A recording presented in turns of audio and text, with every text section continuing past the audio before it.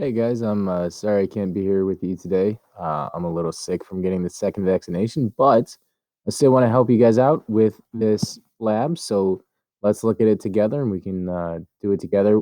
What I want you to do is, as you watch this video, I want you to pause it and work on the part that I'm talking about.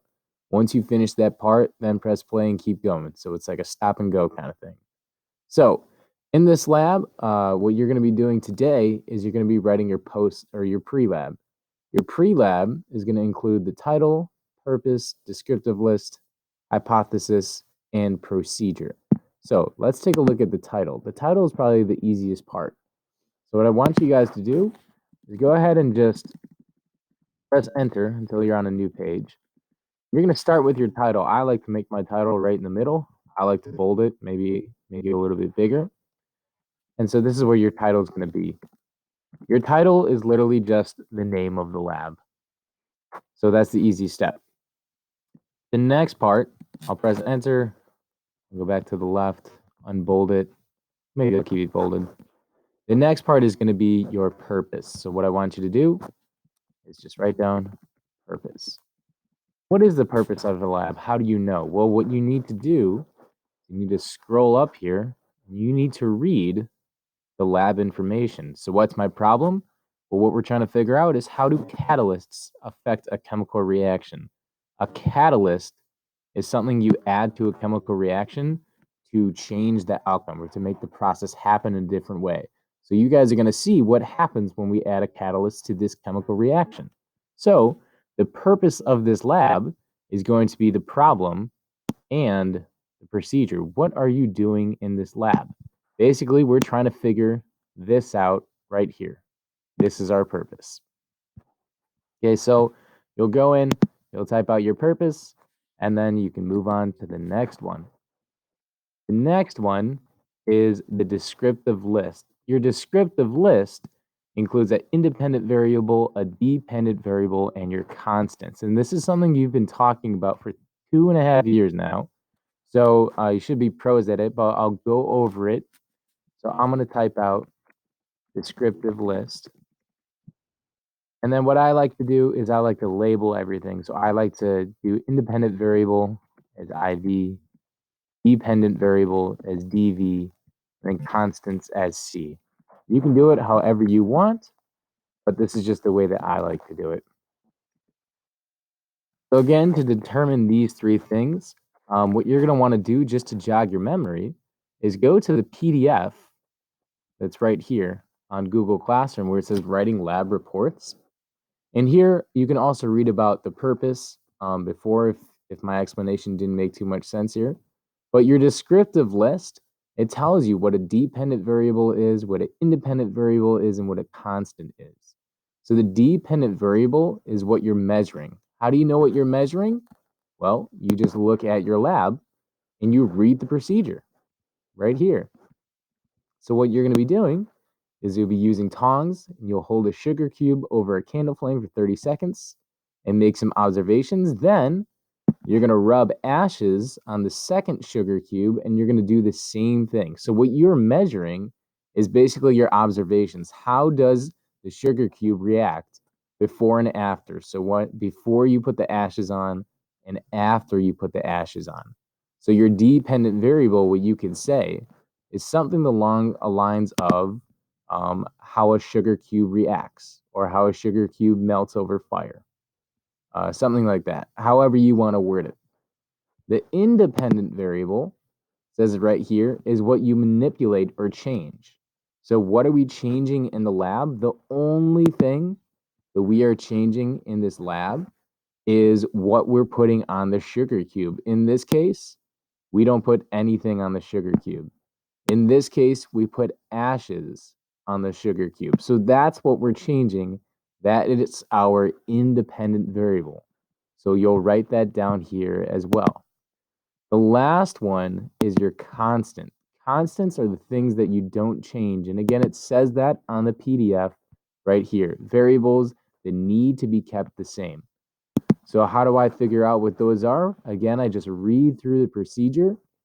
I'm not changing the candle. I'm not changing the amount of time that we're timing this. I'm not changing the the tongs, or the matches. So all of those things are constants. If you can think of another one, go ahead and throw it down on there as well. That'd be awesome. So now you're done with your descriptive list. The next thing that you need to do is your hypothesis. So again, oops, fix that. I'll make my title, and then I'd probably type my things down here. Just like that. So your hypothesis, how do you write a hypothesis? Again, double check the PDF right here. It's going to be 2 sentences. What you need to do is you need to predict how the dependent variable is going to respond and explain your reasoning. This is the most important part, is explaining your reasoning. So what does this mean? This means, what do you think is going to happen in this lab? And what you need to think about and look at is your procedure again. You're going to be holding a sugar cube over fire for 30 seconds, writing down observations, then rubbing it in ashes and doing the same thing. Your hypothesis is, what do you think is going to happen here and why? So whatever you think is going to happen, so let's just say, I'll type out a prompt for you. What I think will happen is, and then whatever you think is going to happen. And then you also have to explain your reasoning. So you'd say something like, I think this will happen because, and then explain your reasoning, just like that. And then you're done with your hypothesis.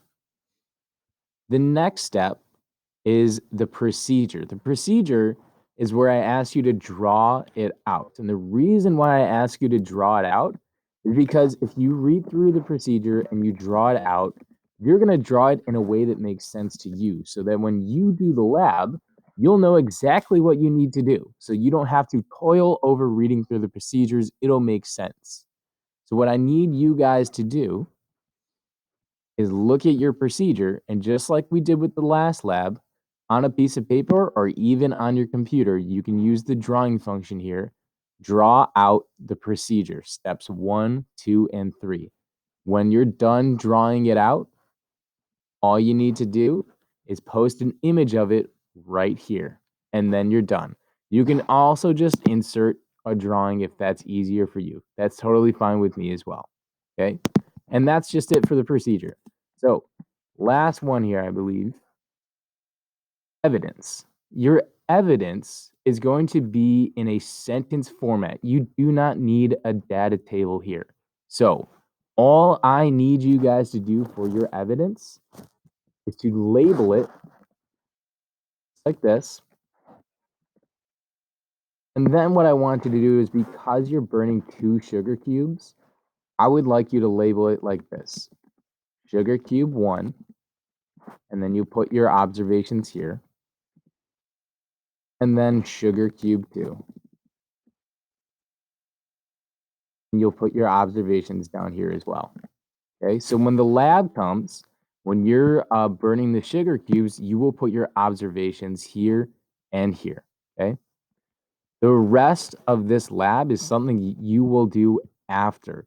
So the only other things that you do is your post lab, the analysis questions, and your conclusion. What I want you to do right now, and you don't have to put anything else underneath it, is just set it up for yourself. So I want you to put analysis questions, and you'll answer them down here. There should be 2 of them. And those analysis questions are actually right here. So you can just copy and paste them if you want. The last thing you're going to need to do is just write your title for conclusions. Just write down conclusions. Just like that. And just like in the last lab, you'll have 2 paragraphs. If you want, you can label them as well, just like that. Set this up. There we go. So by the end of the period, your Google Doc should have the title, the purpose of this lab, your descriptive lists, which is your independent, dependent variables, and your constant. You should have written out your hypothesis, drawn a picture of the procedures, which is steps 1, 2, and 3. And then you should have this part set up for your lab and then your post lab. So this is where you'll write down your observations during the lab. And this is the questions that you will answer and the conclusions that you'll write in your post lab. If your Google Doc looks like this and it is filled out, then you are done for the day. Nice job. Again, I just want to remind you, if you have trouble knowing what to put down, read through the procedures, look at the problem, and look at this PDF. It explains everything for you. Okay. I hope you guys have an awesome day today. And I'm so excited to see you guys tomorrow. I miss you today. Have an awesome day, y'all.